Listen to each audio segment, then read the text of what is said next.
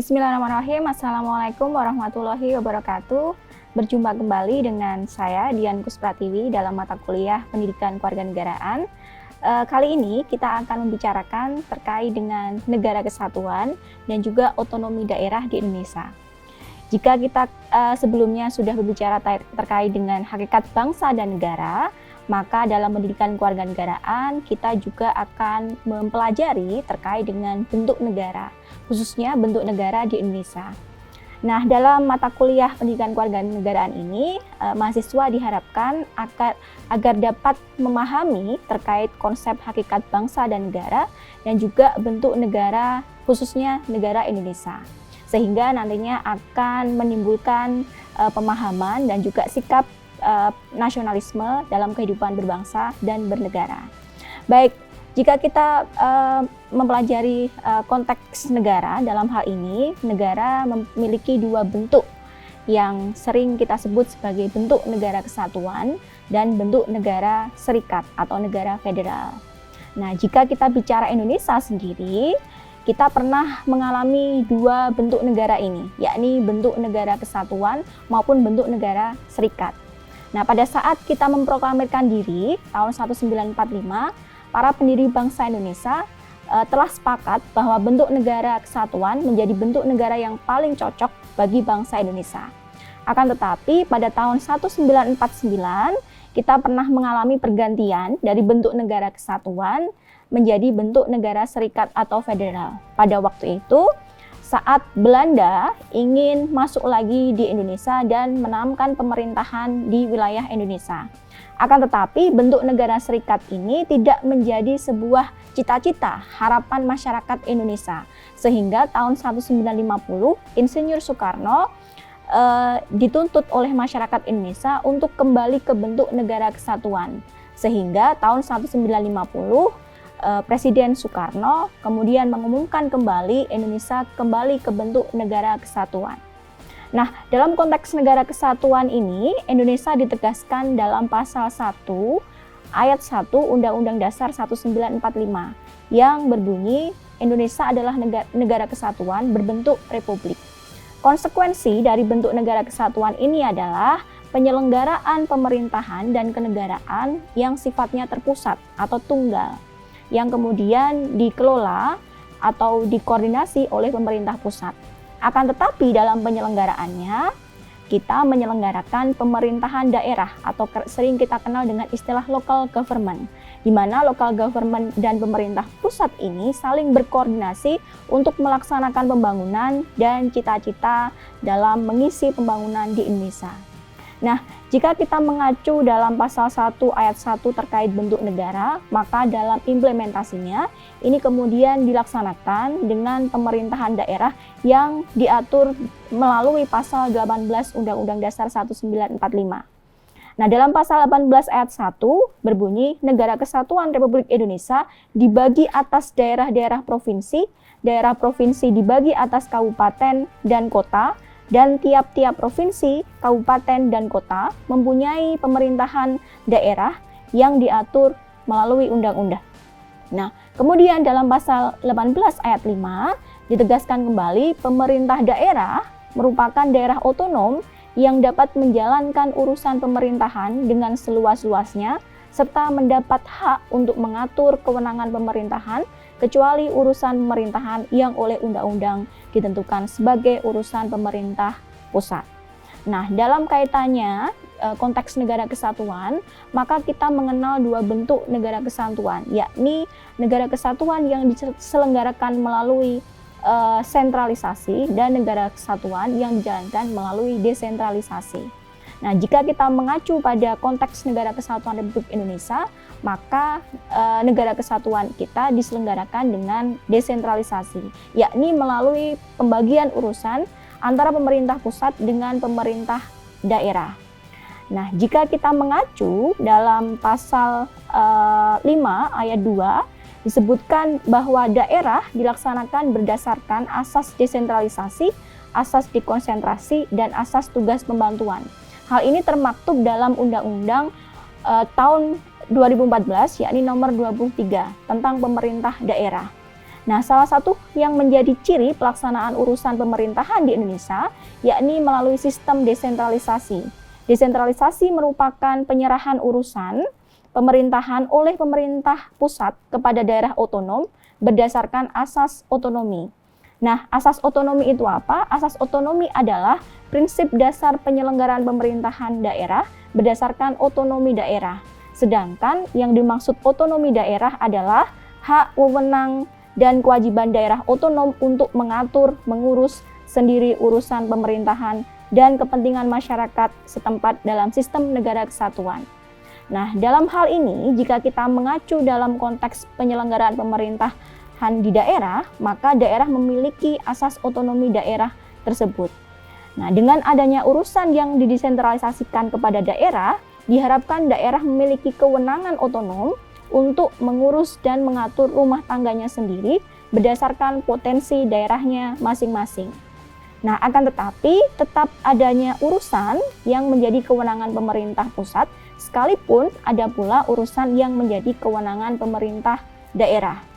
Nah, jika kita mengacu pada Undang-Undang Nomor 23 Tahun 2014 tentang pemerintah daerah, maka setidaknya ada 3 urusan yang menjadi urusan pemerintah pusat maupun yang menjadi urusan pemerintah daerah. Yang pertama adalah urusan pemerintahan absolut. Urusan pemerintahan absolut adalah urusan pemerintahan yang sepenuhnya menjadi kewenangan pemerintah pusat. Dalam hal ini, kita mengenal ada beberapa urusan, diantaranya adalah politik luar negeri, pertahanan, keamanan, justisi, moneter, fiskal nasional, dan agama. Nah, jika kita mengacu pada urusan yang sifatnya absolut tadi, maka urusan ini sepenuhnya diselenggarakan oleh pemerintah pusat. Semisal kita berkaitan dengan politik luar negeri, sehingga ini menjadi kewenangan absolut pemerintah pusat. Ataupun yang berkaitan dengan keamanan, berkaitan dengan pertahanan, ataupun yang berkaitan dengan justisi atau penegakan hukum, maupun moneter, fiskal, dan agama. Nah, selain urusan pemerintahan yang bersifat absolut, juga ada urusan pemerintahan yang bersifat konkuren, atau kita sebut sebagai urusan pemerintahan konkuren. Yakni urusan pemerintahan yang dibagi antara pemerintah pusat dan daerah provinsi dan daerah kabupaten kota. Jadi adanya pembagian urusan yang diberikan kepada pemerintah daerah provinsi dan pemerintah kabupaten kota. Jika kita mengacu urusan pemerintahan konkuren, setidaknya ada beberapa urusan yang menjadi pemerintahan daerah. Dalam hal ini yakni urusan yang bersifat wajib dan urusan yang bersifat pilihan. Berkaitan dengan urusan wajib, maka pemerintah daerah dalam menyelenggarakan urusannya, yakni urusan pemerintahan yang berkaitan dengan pelayanan dasar dan urusan pemerintahan wajib yang berkaitan dengan non-pelayanan dasar. Nah, urusan pemerintahan wajib yang berkaitan dengan pelayanan dasar diantaranya adalah pendidikan, kemudian kesehatan, pekerjaan umum, tata ruang, perumahan rakyat, kawasan pemukiman, ataupun yang berkaitan dengan ketentraman dan masalah sosial. Nah, jika kita mengacu pada urusan pemerintahan wajib yang sifatnya berkaitan dengan pelayanan dasar, maka daerah dapat menentukan kebijakannya masing-masing berkaitan dengan urusan-urusan tersebut. Misalnya berkaitan dengan kesehatan, berkaitan dengan pekerjaan umum maupun penataan ruang. Daerah memiliki polose-polose sendiri dalam menjalankan urusan pemerintahannya. Oleh karena itu, dapat dimungkinkan antara pemerintah daerah satu dengan pemerintah daerah yang lain akan berbeda kebijakan terkait dengan penyelenggaraan urusan-urusan tersebut. Sebagai satu contoh, misalnya di Yogyakarta, pemerintah daerah Yogyakarta menyelenggarakan urusan yang berkaitan dengan pekerjaan umum dan penataan ruang. Ada beberapa hal yang kemudian menjadi konsen pemerintah daerah di Yogyakarta, yakni yang berkaitan dengan kebudayaan, yang berkaitan dengan pariwisata, yang berkaitan dengan hal-hal warisan budaya. Nah, ini menjadi konsen pemerintah daerah dalam hal kaitannya dengan penataan ruang misalnya. Bisa dimungkinkan jika kita mengacu ke daerah yang lain, kebijakan itu bisa berbeda dengan daerah yang lain, misalnya Solo, ataupun misalnya di Semarang, dan lain sebagainya. Hal ini karena setiap kebijakan ataupun policy yang dibuat oleh pemerintah daerah itu menjadi sepenuhnya kewenangan dan hak pemerintah daerah tersebut untuk mengatur dan mengurus rumah tangganya sendiri. Nah, berikutnya urusan pemerintahan wajib yang tidak berkaitan dengan pelayanan dasar, diantaranya adalah tenaga kerja atau terkait dengan pemberdayaan perempuan dan perlindungan anak, terkait dengan pangan, terkait dengan pertanahan, lingkungan hidup, administrasi kependudukan, dan lain sebagainya. Nah, begitupun sama dengan urusan pemerintahan wajib yang berkaitan dengan pelayanan wajib dasar tadi itu, maka urusan pemerintahan wajib yang tidak berkaitan dengan pelayanan dasar pun bisa dimungkinkan antara daerah yang satu dengan daerah yang lain itu berbeda kebijakan. Sebagai satu contoh misalnya, di Kulon Progo saat ini sedang menggodok terkait dengan wacana kabupaten atau kota layak anak. Tapi bisa dimungkinkan daerah yang lain itu belum memiliki satu kebijakan terkait dengan kabupaten atau kota layak anak. Sehingga hal-hal yang berkaitan dengan pemberdayaan perempuan atau perlindungan anak ataupun urusan yang lain seperti tenaga kerja, perhubungan, dan lain sebagainya, itu kemudian diserahkan kepada daerah untuk mengatur dan mengurus rumah tangganya sendiri. Nah, yang ketiga, yakni urusan pemerintahan umum. Nah, urusan pemerintahan umum adalah urusan pemerintahan yang menjadi kewenangan presiden sebagai kepala pemerintahan. Bisa dimungkinkan ini adalah urusan yang sifatnya diselenggarakan oleh presiden sebagai kepala pemerintahan di Indonesia.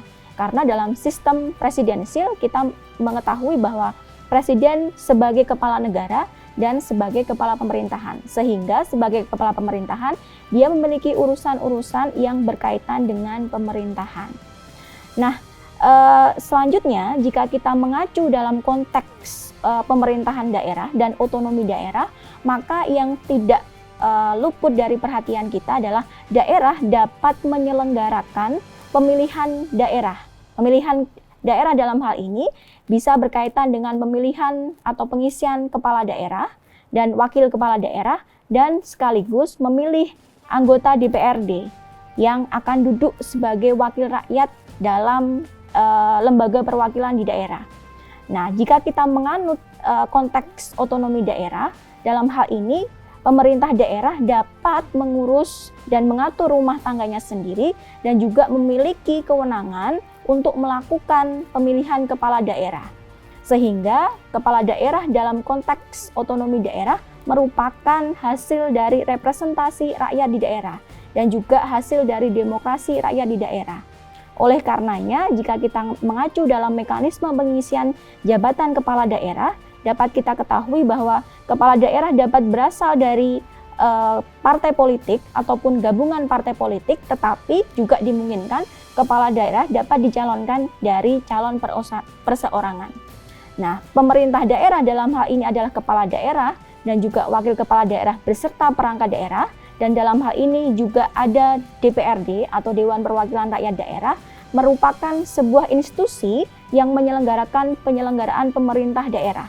Dalam konteks negara kesatuan, maka pemerintah daerah ini tidak dapat dipungkiri merupakan sebuah sistem yang saling berkoordinir dengan pemerintah pusat dalam menyelenggarakan pembangunan di daerah dan khususnya menyelenggarakan berbagai hal-hal yang berkaitan dengan kemanfaatan maupun kesejahteraan masyarakat di daerah.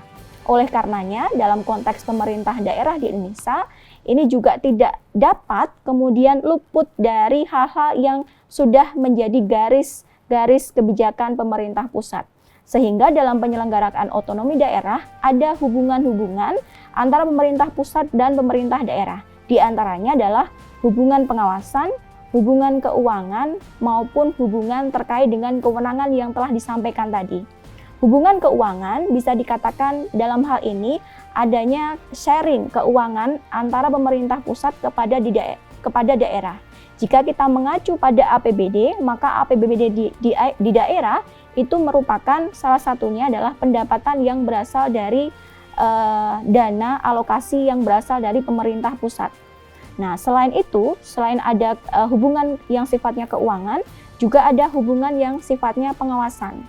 Dalam hal ini, pengawasan bisa terkait dengan produk-produk hukum daerah, sehingga produk hukum daerah yang tidak sesuai dengan kebijakan pemerintah pusat, oleh pemerintah pusat dapat dilakukan pembatalan. Meskipun pembatalan produk hukum daerah itu saat ini harus melalui pengujian melalui lembaga Mahkamah Agung. Nah, maka dalam hal ini kalau kita bicara konteks negara kesatuan dan pemerintah daerah, sekali lagi tujuannya adalah untuk kemanfaatan, pembangunan, dan kesejahteraan masyarakat di daerah. Sekian materi dari saya, kurang lebihnya mohon maaf. Wassalamualaikum warahmatullahi wabarakatuh.